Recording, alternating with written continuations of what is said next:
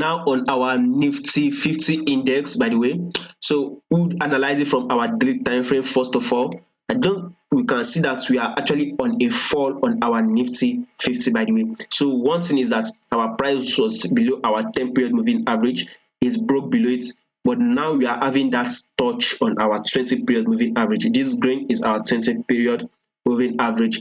So we are actually aiming, as we've had this touch, we are now aiming for a 4, right? That is exactly what we are aiming for the week. But let's see it this way. We add a 4 on our Nifty 50, we analyze it like this. Then we add a pullback, right? We'll add another pullback.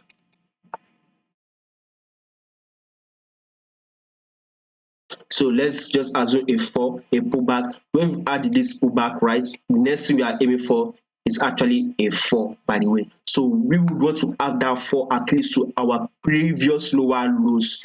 These are our previous lower lows where our price reacted from. That is exactly where we would want to have that the price from to take our profits.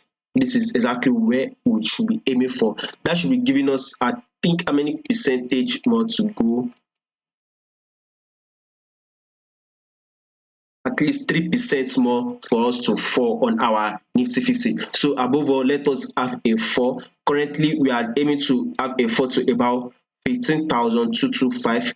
We are currently trading at 15,752. Currently at 15,752. We would want to see a 4 to about 15,000, about 15,254, at least 15,254 for the week. So let us aim, and if possibly we have a breakout below it, then we will continue to go bearish, and if not, and that is our price for the week. So let's continue to fall on our Nifty 50, hit our previous lower lows, then continue bearish. That is the analysis. If you find it helpful, don't forget to subscribe, like and share.